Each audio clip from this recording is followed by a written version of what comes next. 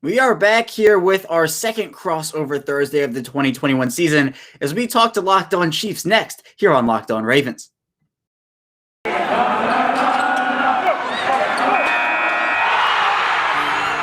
are Locked On Ravens, your daily Baltimore Ravens podcast, part of the Locked On Podcast Network, your team every day.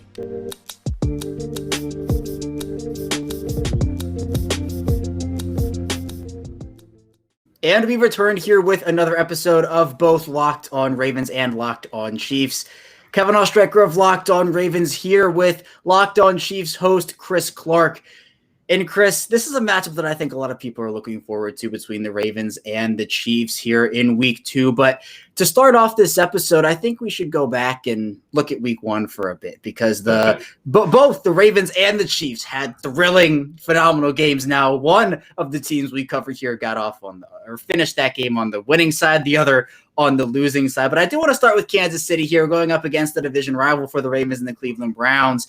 And this was a game, Chris, that I just think all in all, people had counted the Chiefs out, especially the way they were playing defense in the first half. Now, I give the Chiefs a lot of credit for playing defense. I think phenomenal defense in that second half, coming out with a very clutch win. Obviously, Baker Mayfield throws that interception at the end to seal the deal. But I never count out the Kansas City Chiefs, especially after what I saw a couple years ago against that Houston Texans team in the playoffs, where the Chiefs came back 24-0 was that score, made it all up in the second quarter, just something you almost never, ever see in this league. But Chris, what did you think of the Chiefs' overall performance in that first game against Cleveland? Because it didn't look promising at first, but the Chiefs came out and ended up getting the win. First off, I got to say really quick, I'm impressed that you want to talk about week 1 after the way your game ended, and that's not a shot at you. It just was really painful to watch. But what I will say about the Chiefs game, I do think that, I think offensively, I think they look very good at times. I think that Mahomes is starting to understand that defenses are going to play him a certain way when they feel like they can get pressure on the quarterback. And they were getting some pressure on him. I mean, that's a brand new offensive line, so it's expected to have some kind of pressure allowed. So I do think the offense played okay. But then you start looking at what the defense did. The defense stepped up in the second half. But you have to remember, they're also without Tyrann Mathieu. They're without Frank Clark. They're also without Willie Gay, who's a starting linebacker for him and has a lot of speed, which would have helped against the running game. I do think that it's really hard to ever count out Mahomes. I think I saw a stat today that said Mahomes is 10-6. He's got an over 600% or 600 winning percentage when he is down more than 10 points in the game. If you get him down more than 10 points a game, he still wins 6 out of 10 of those games. And it's insane. And, the next closest guy is Tom Brady, and he's at like 300%. So, at 300. I don't know how you go about beating Mahomes with the way he's been playing. And honestly, I do think that he is a cerebral passer, but I do think that he also is able to get the entire team to ascend at times. And I think that's what you saw on Sunday. With that touchdown pass to Tyreek Hill, it seemed to light up the entire team. The defense, special teams, all of it. So a lot of fun to watch. Now, if we flip it over to your team, though, how do you react to something like that? Because you guys, and I hate saying it this way, and I'm not trying to make fun, but you guys practically lost that game twice in 2 minutes. And then all of a sudden you get a turnover, and you're like, oh, well, we're gonna have this chance, and yeah. It was, I guess, brutal to see that happen, twice. Bryan Edwards seemingly gets the ball over, the game's not over, there's an interception at the goal. It's just all this crazy stuff happens in overtime. But honestly, Chris, the Ravens should have won this game in regulation. Lamar Jackson leads the offense down the field, gets Justin Tucker in field goal range, and Justin Tucker nails a field goal. 37 seconds left. The Raiders have no timeouts, and they start very deep in their own territory. And the Raiders pick up, I don't know the exact yardage number, but it was a lot of yards in 2 plays, no timeouts for the Raiders again. They kick a field goal with Daniel Carlson. The game goes to overtime. So the Ravens defense struggled in this one at times. Don Martindale was sending blitzes over and over and over again, and that's his identity. He's not going to go away from that. But the loss of former Chief Marcus Peters for the season with a torn ACL really does hurt this defense. I think, with both him and Edwards getting injured back-to-back plays, they've lost J.K. Dobbins. They have 14 players on injured reserve currently. That is equivalent to 26.4% of a 53-man roster. So the Ravens, the NFL is just in week 2 right now. They've only played one regular season game and they have all those injuries. But it's like the Chargers this year. Yeah, the 49ers last year were dealing with all those injuries. But right now, Chris, the offensive line is the key issue for the Ravens. And obviously the Chiefs have a good friend of Baltimore and Orlando Brown Jr. on their offensive line. The Ravens now are working with Alejandro Villanueva instead of Orlando Brown, which is a pretty big drop-off. And Villanueva did not have a good game on Monday. Ronnie Stanley still getting back to his form after suffering a pretty gruesome ankle injury towards the middle of the 2020 season.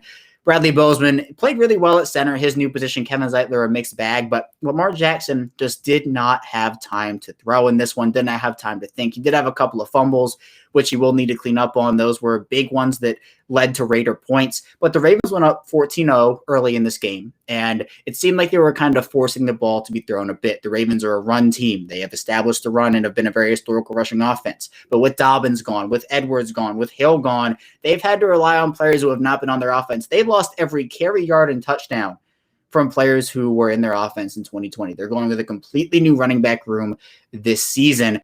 So I just think that there's a lot to clean up. This is going to be, I think, a sloppy few weeks for the Ravens early in the year. Not that they can't win games, but it's going to take some time for everybody to gel and time for everybody to adjust there for the Ravens in particular. But, Chris, I do want to go back to your game and talk a bit about that Chiefs defense and how they adjusted from the first half to the second half. And I think a lot of people can admit the first half of defense for Kansas City was not wonderful. Yeah, very rough. And I had tweeted out, I said, look, if the Chiefs play defense like they're playing right now in that first half, the Ravens could put 40 on them in week 2. Now, obviously, I don't expect the Chiefs to play defense like that. So then again, I don't expect the Ravens to put 40 on the Chiefs. But that was I just want to say real quick, be fair, the Browns offense is very good. It is. Especially with that rushing attack. So, yes, they didn't look great, but they were going against a good offense, and that at least makes you feel a little bit better about how badly they were playing. Yeah, it does. And the Ravens also a very high-powered offense. Now, the Browns and their offense, I do want to say, there's continuity there. They barely lost any starters. Their offensive line is one of the best. The Ravens are going through a bit of changes, obviously with the running backs, with the offensive line, with a couple of new pass-catching weapons. So there is a difference there. But I was very impressed, Chris, with how well the Chiefs adjusted into the second half. They tightened up things and just seemed to be a lot more confident in themselves. They got the crowd into it as well, which I think was great. So what did you see, Chris, out of the Chiefs defense from that first half, really pretty bad performance to the second half where they tightened things up and ended up coming out with the victory? I think it's just a couple of different things. I think Chris Jones having a huge impact on defense and getting a big sack. Holmes goes and throws that 75-yard touchdown pass. I believe it's the exact next play on offense for the Browns, and Jones gets a sack and puts the Browns back. A couple plays later, then the Browns are trying to punt, and they muff the punt, and they get tackled, and Kansas City scores a couple plays later. So you have 2 Chiefs scores in a matter of minutes, and I know we're talking defense, but that really helps the defense because when you're sitting there and you don't have to have your defense on the field, that was part of the problem Kansas City had in the first half is they could not get off the field on defense. They were constantly getting just long drive after long drive after long drive after long drive. And, it was mostly 10 play, 12 play, those types of drives, 70 yards, 80 yards. Those are the types of long drives that kill defenses. So in the second half, you saw a turnover early. Bradley Chubb fumbled the ball. That was a great play by Juan Thornhill to pop the ball out and didn't even catch it to get it recovered for Kansas City. That led to a field goal. Kansas City came back and ended up getting a touchdown shortly after that, the 75-yarder, and then they ended up getting another touchdown. So what you saw was the defense getting off the field quicker, and that gave them more rest. You also saw a rejuvenated Chris Jones because he didn't play much in the third quarter. They rotated a lot on the defensive line. He's playing defensive end now. He got 2 sacks in that game that really helped their defense. I do think that it's just a combination of things. And they were playing a lot cleaner defense in the second half because Spags got stuff dialed up right going into the adjustments. And then you start looking at other things and you start seeing the players actually hitting the holes they're supposed to and being in the positions they're supposed to be and making the plays they need to make to be able to stop a team like the Browns, who's going to try to run it probably 60% of the time on you. Yeah, and again, I was impressed with what the Chiefs were able to do on the defensive side of the ball in that second half. And the Ravens are a team that are very ball control heavy, where they like to take that time off the clock and keep the opposing defense on the field. 6, 7, 8, 9, even 10 or 11-minute drives that just gas out a defense. And then if the Ravens defense in turn can get a stop on the opposing offense, and look, this is Kansas City we're talking about, so it's a little more difficult. But I do think that, then the defense gets back on the field, and it continues that way. And the Ravens didn't really execute that enough in week 1 against the Raiders, and the Raiders actually won the time of possession battle against the Ravens, and that is always, not so good of a sign. But we're going to head into our first break, and when we get back, I'm going to be asking Chris some questions about his Kansas City Chiefs, so stay tuned for that. But with the ever-increasing numbers of makes and models, it's now impossible to stock all the parts you need into a traditional chain storefront. Why draw from pointless or seemingly intimidating questioning, and wait while the counterman orders the parts on his computer, choosing the only brand his warehouse happens to carry. You have computers with access to rockauto.com at home and in your pocket. Rockauto.com is a family business serving auto parts customers online for 20 years. Go to rockauto.com to shop for auto and body parts from hundreds of manufacturers. Go to rockauto.com right now and see all the parts available for your car or truck. Right, Locked On, and they had you hear about us box so they know we sent you. Amazing selection, reliably low prices, all the parts your car will ever need. rockauto.com. And we are back with our second segment of this crossover between Locked On Ravens and Locked On Chiefs. Kevin Oestreicher, host of Locked On Ravens, still here with Chris Clark of Locked On Chiefs. And Chris, this Chiefs team has given the Ravens fits over the last 3 seasons. This is now the 4th straight year the two teams are matching up together, and a lot has changed for both sides. Obviously, the Chiefs have won a Super Bowl, gotten back to another. The Ravens have tried and have built their team around Lamar Jackson, who at the time of the first matchup between these two teams was a rookie and honestly put up a fight. And you mentioned that play in week 1 where the Ravens, kind of had the same thing happen to them that first game where Patrick Mahomes rolls out, throws that ball to Tyreek Hill. Just a bunch of different plays that could have gone the Ravens' way, but ended up not. So starting off here with my questions to you, Chris, about the Kansas City Chiefs. I want to start on the offensive line, actually. I know a big storyline this offseason for the Ravens was the trade of Orlando Brown, who ended up getting traded. The Ravens got a first-round pick, a couple others back as well, but Orlando Brown seemed to struggle a bit in that opening game against Cleveland. Pro Football Focus had him for 5 pressures, tying a career high. Did you see that struggle, Chris? And what do you think it's going to take for him to fully get acclimated to that left tackle position there in Kansas City? Reps, and more reps. I did see the struggle, and to me, you have to be fair to the player and you have to be fair to the system. And he is coming into a brand new offensive line for him. Honestly, all of those guys are brand new to the Chiefs' offensive line. And I don't want to get away from Orlando Brown, but you start looking at Kansas City's offensive line. Creed Humphrey pitched a shutout, no pressures, no sacks for a rookie center starting against a very good Browns defensive line. That's going to bode well for them going forward. But when you start looking at Orlando Brown, yes, he had pressures that he allowed. He's going against Myles Garrett. I still think Myles Garrett's probably a top 3 defensive end in this league. His power and speed combination is just really hard to be able to keep him away from the QB. And the thing that really stuck out to me was I was expecting them to move Garrett around. I expected Garrett to be up against Niang some and against Brown some, but they stuck him on Brown and just let him go on Brown. And I guess I get it because it worked out for him. He got 5 pressures. They got a sack on Mahomes. But the other thing that you have to realize is you look at what Lamar Jackson did last year when Orlando Brown was playing left tackle and what Patrick Mahomes is going to do. They're not the same QB at all. Lamar is obviously a lot more mobile, and I get that. And I'm not trying to take anything away from it at all. But you look at those 2 different QB styles, and it was more of a running offense in Baltimore than it ever is going to be in Kansas City. So he has to be able to acclimate. He has to be able to get reps. He has to just get comfortable in the offense.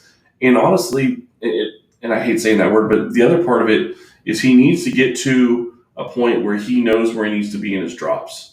Because that was the big thing is you look at some of the drops he was taking against Myles Garrett, or Mahomes was taking against the Cleveland defense, and you see Orlando Brown trying to get to a spot, and it's just maybe a little too far for Orlando Brown on a guy that has that much speed. So I do think that that's something that is going to take some time to acclimate. I don't think he's going to have, if he saw Myles Garrett again in the playoffs, I don't think it's going to be anything like it was this time because he's going to be a lot more used to the offense. He's going to know the guys around him, and Mahomes is going to know him. That's the other side of it that you can't even really, we're not even taking into account. Mahomes has got to know he needs to be able to give his left tackle a little bit of help. If he would have stepped up on one of those sacks, he probably could have at least thrown the ball away, if not get a completion down the field, but he just stood in the pocket and took the hit. So I think Brown will be okay. He just needs reps.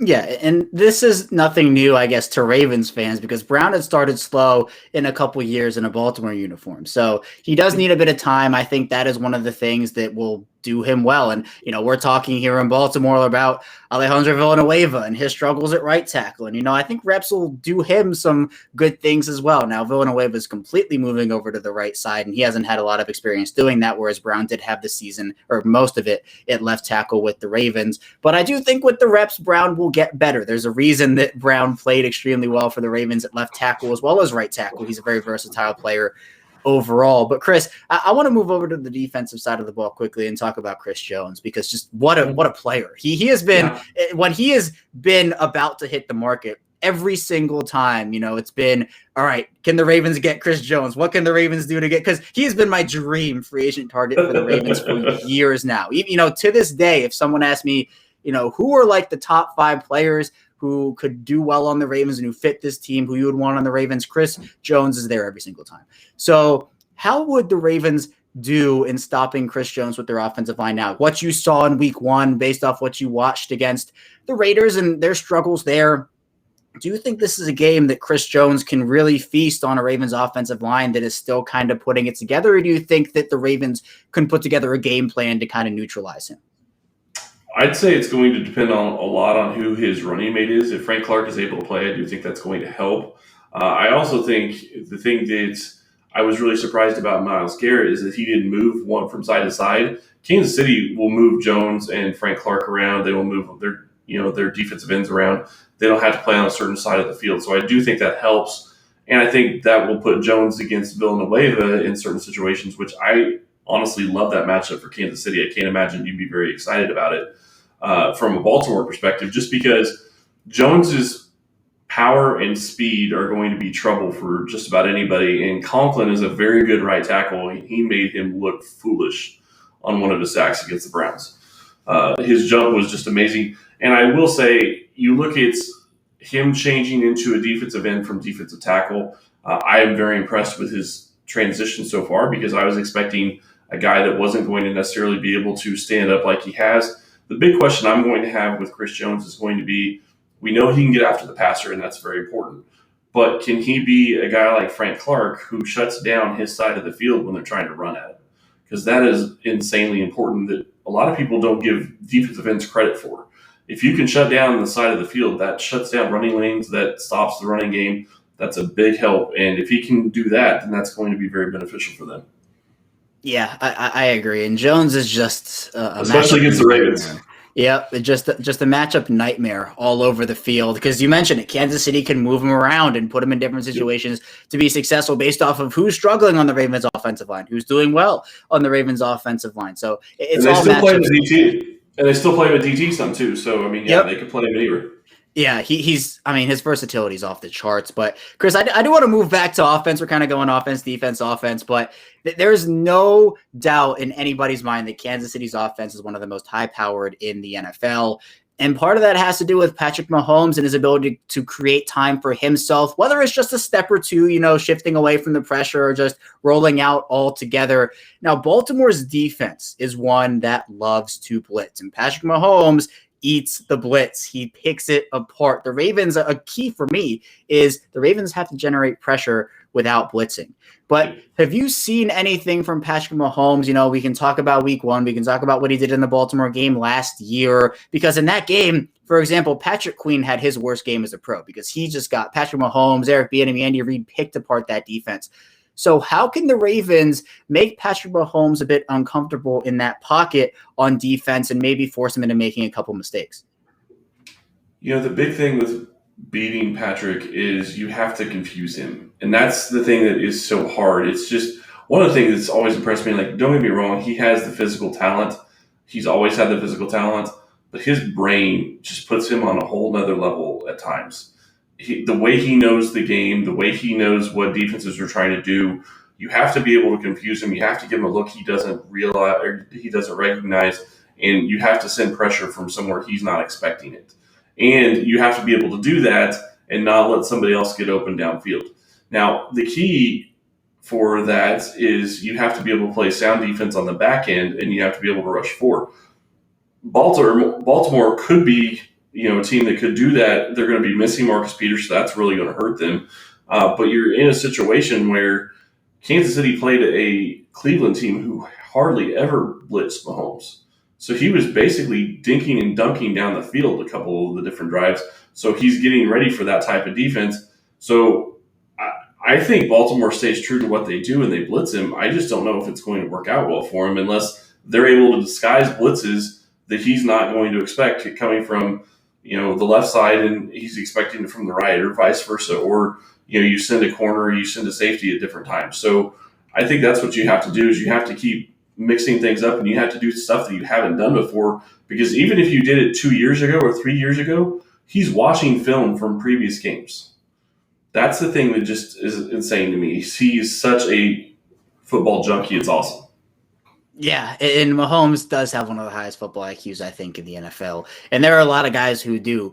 But the Ravens, their defense is a very complex one. They love to throw different looks at quarterbacks. And for rookies, for young guys, for second-year, third-year guys who don't have a lot of starting experience or haven't really seen a defense like that before, it can confuse them. But this is the fourth straight matchup between the Ravens and the Chiefs. So both teams very, very familiar with each other. I think a key for Baltimore will be generating pressure before. I mean, the Los Angeles Chargers have shown it, right? They're able to get pressure on Mahomes with Joey Bosa and all the guys on that defensive line. And it can sometimes create some problems for Mahomes. But if the Ravens can't do that, it might be a long day. But if they can kind of shake what happened in week one against the Raiders and generate some of that pressure without blitzing, I think the Ravens could have some success.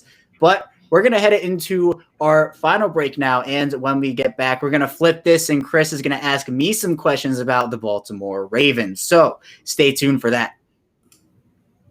We're back and better than ever. All eyes are on the gridiron as teams are back on to start another football season. As always, BetOnline is your number one spot for all the pro college football action this season. With a new updated site and interface, even more odds, props, and contests, BetOnline.ag continues to be the number one source for everything football. Head to the website or use your mobile device to sign up today to receive your 100% welcome bonus. That's double your initial deposit just for signing up. Don't forget to use promo code NFL100.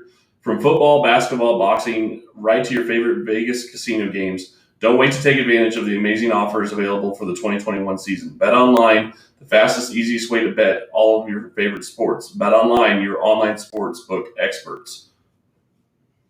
And we return with our final segment of this crossover between Locked On Ravens and Locked On Chiefs. Kevin Ostreicher of Locked On Ravens still here with Chris Clark of Locked On Chiefs. And Chris, I'm ready for anything you have to ask me about this Baltimore Ravens team. So what do you got for me? I really hate bringing this up because I hate talking about injuries, but you guys are so decimated right now. I look at your team and I get it. I mean, it's going to be hard to completely change the running back room. But how does that change your entire scheme? You brought in Latavius Murray. Obviously, he played a lot more in the second half than he played in the first half. I was impressed with what Williams did in the first half. And then they went to Latavius Murray, and I thought it worked out pretty well in that regard.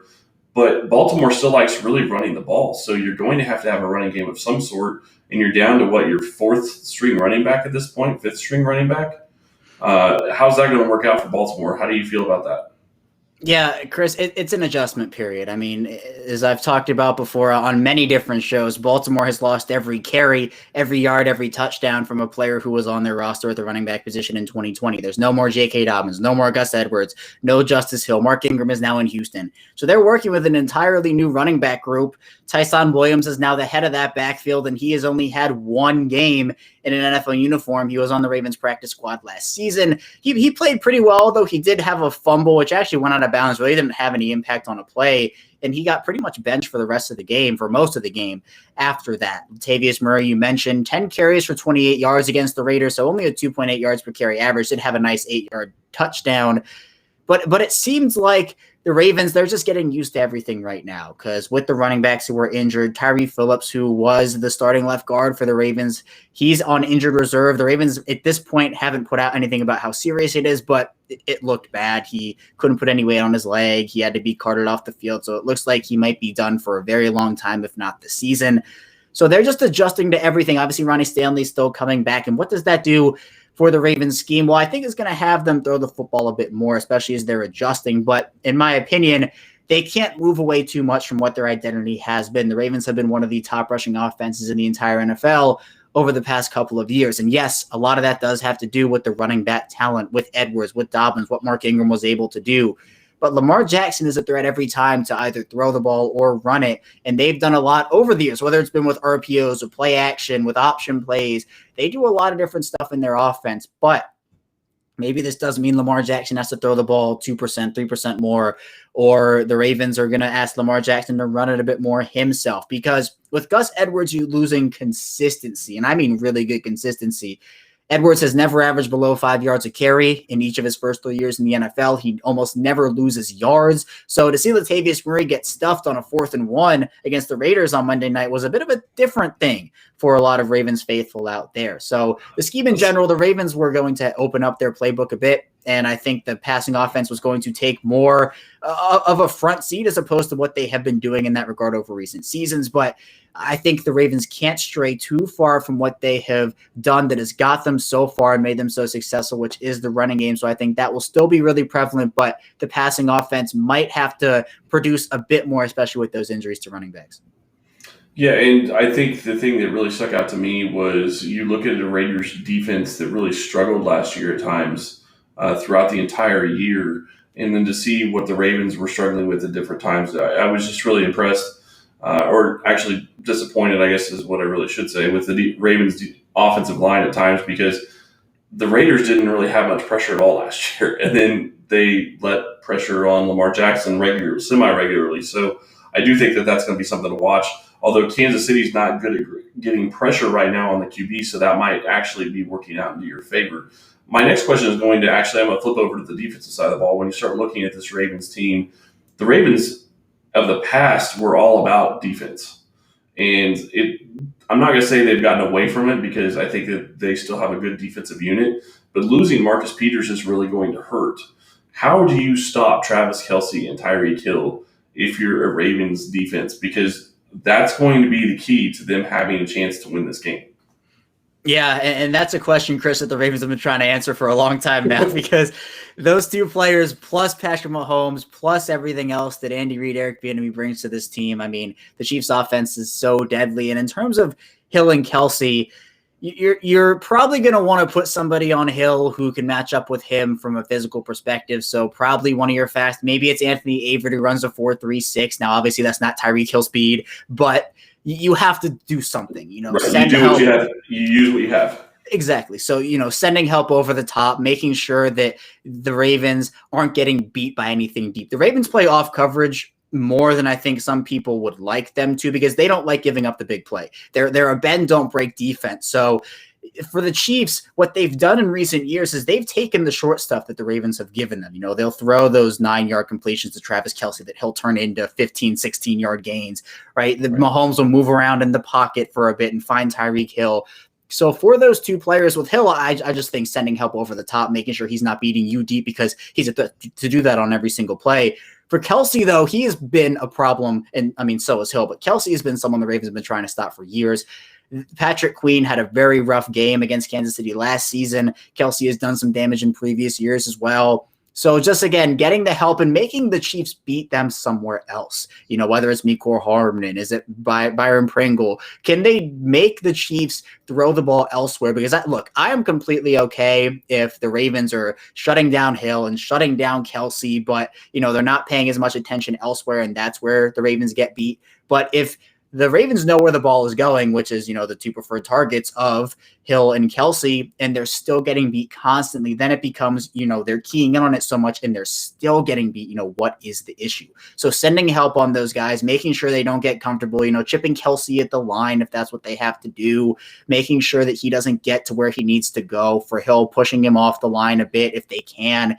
But Marcus Peters is a big loss for them because they're losing that football IQ, that turnover ability, that the threat to take it to the house every single time. And that changes their defense because do they blitz more to kind of make up for that loss? Do they not blitz as much to make sure they have more help in the defensive backfield? It's all kind of a work in progress right now, which is difficult going into week 2 against the Kansas City Chiefs team that's among one of the best in the NFL. Okay, I want to flip back over the offensive side. I do agree with you. I think the loss of Marcus Peters is really going to be a big factor in this game because you're right. He does have a huge football IQ, and some of the plays that he makes on the ball have just been insane to watch. But if we flip back over to the Ravens offense, you guys have always used the tight end a lot. You've kept a lot of tight ends. It seems to be something that you use on a regular basis. Kansas City now has 4 tight ends on their roster, and they've actually run a 4 tight end play. Do you think that the Ravens are going to run anything with a 3 tight end set and try to run the ball, or are they multifaceted when they put out all those tight ends? They are multifaceted. The Ravens have done a lot with their tight ends over the past couple of years. You mentioned it, Chris. They're missing Hayden Hurst, though. Hurst was traded to the Atlanta Falcons in the 2020 offseason for a second-round pick and a bit more that ended up turning into J.K. Dobbins. So not a total loss. Dobbins is one heck of a player, but they're missing that Hurst element. The Ravens have a great pass-catching tight end in Mark Andrews, who has improved his blocking over the recent years. They have a great blocking tight end in Nick Boyle, who has improved his pass-catching over the last couple of seasons. But they're kind of missing that middleman. They're hoping Josh Oliver can be that guy for them, but he only played, I believe it was 5 snaps in week 1 against the Raiders. And the other issue is Nick Boyle's not available for this game. He's on short-term IR right now. They're missing that in their offense, both for the run game and for the pass game. Boyle is like another offensive lineman on the field who can also catch the football, and that's huge for them. So what they're running now, they have Eric Tomlinson, who kind of profiles as that pure blocking tight end, doesn't do a ton in the pass-catching game. The Ravens, they also love to use their fullback, Patrick Ricard, who sometimes lines up in line, does a bunch of stuff. They move him around, like to motion him a lot.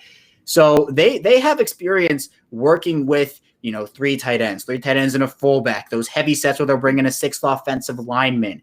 And on those plays, the Ravens have seen success. Now, in week 1 against the Raiders, it was a bit of a mixed bag.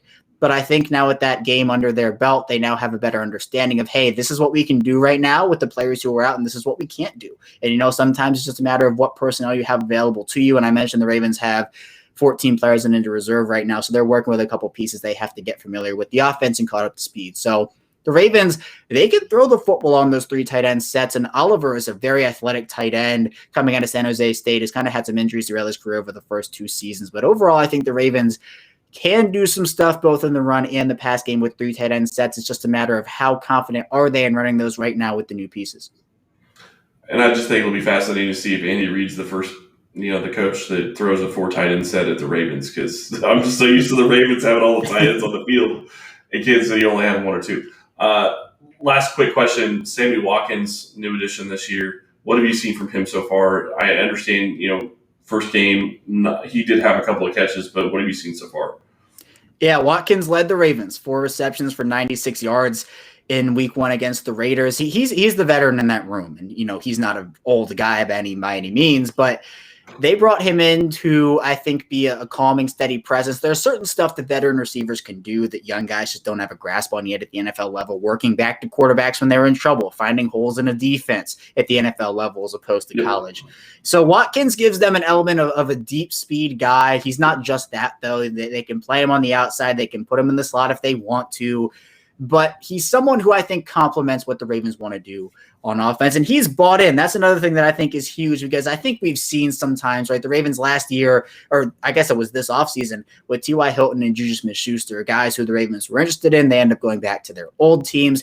And Juju Smith-Schuster said on, I think it was the Michael Irvin podcast, that, he considered Baltimore. He loves Lamar Jackson, but the offense for him was a bit too run heavy pretty much. So Watkins is someone who was bought in.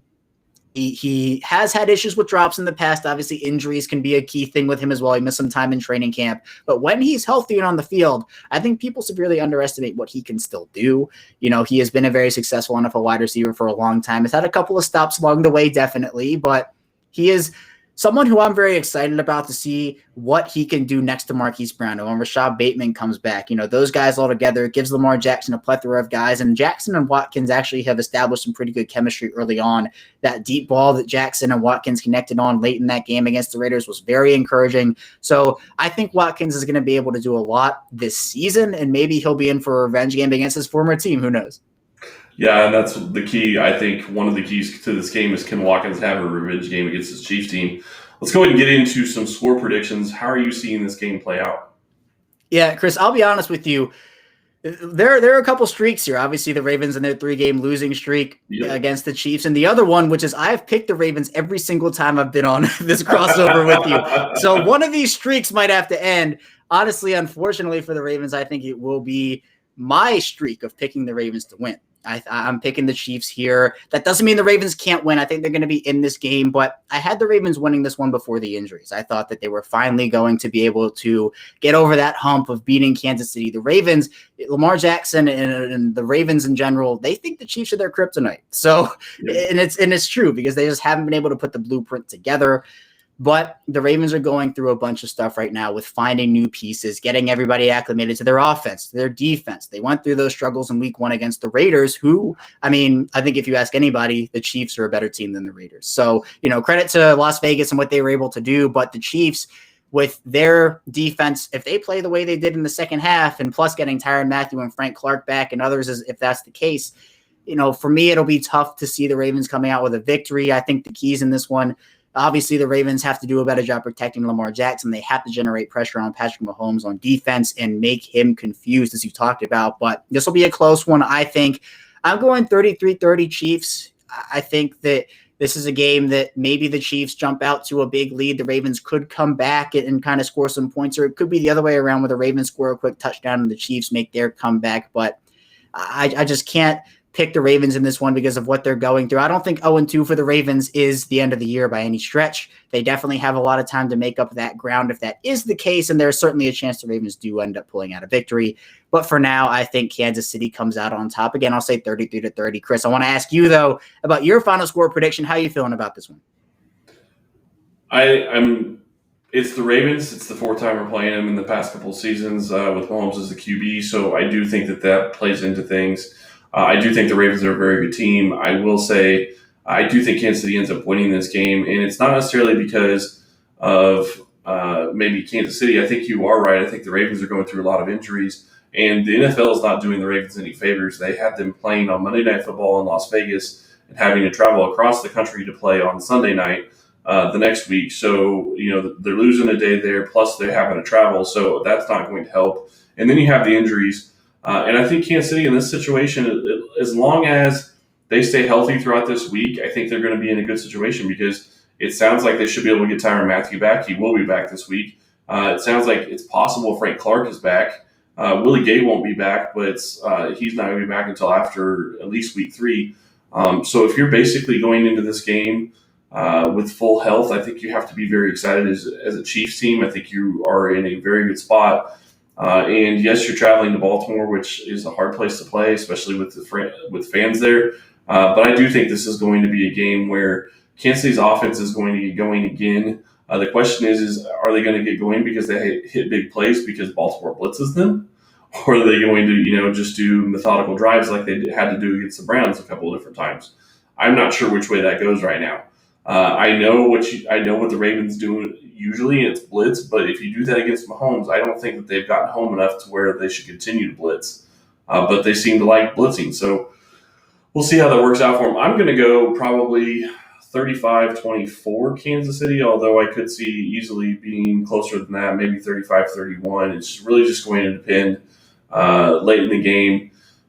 Did one team jump out to a big lead and one team's trying to claw back, or is it a close game the entire way?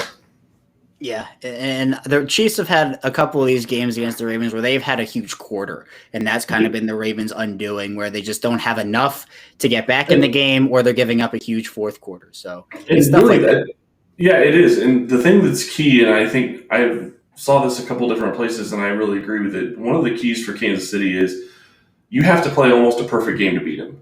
And I don't want that to come across as cocky, but it's Kansas City just keeps doing their methodical thing, and they know what they do on offense, and they're going to convert. So if they continue doing what they're going to do, you can't make a mistake, or if you make a mistake, they're going to make you pay for it. And that's exactly what happened to the Browns. The Browns made a couple of mistakes, and the Browns had to pay for it. So if you can play almost a perfect game, you can beat this team. They're beatable. And like Tampa Bay showed, if you can get after the quarterback with only rushing 4, you can beat them. But this is a completely different offensive line than was in the Super Bowl, and I think it's going to play a lot better. Yeah, and another thing is the Ravens cannot kick field goals and beat the Chiefs. Their offense is just too high powered to do it. And the Ravens, if they struggle in the red zone, if they have to trot Justin Tucker out there, it could be a long day. But the Ravens have had very efficient red zone offenses, especially with the run game. But again, can the new pieces pick up that slack and be an efficient red zone offense? So that's why I think the Ravens ultimately lose this game. But I think some people are selling the Ravens a bit short, saying, "Oh, this is going to be 40-0 Chiefs, or is it going to be 50-17?" These are two good football teams. I'm excited to see what they end up putting together as a football game on Sunday night. But Chris, I think that's all that we have. Thank you so much for coming on here, talking to me, and I am looking forward to a very exciting game between these two football teams. Appreciate it, Kevin. It's been a lot of fun. Awesome. Thanks so much. And that's going to do it here for our crossover of Locked On Ravens and Locked On Chiefs. We'll be back tomorrow with our respective shows, so stay tuned for that, and I will see you tomorrow.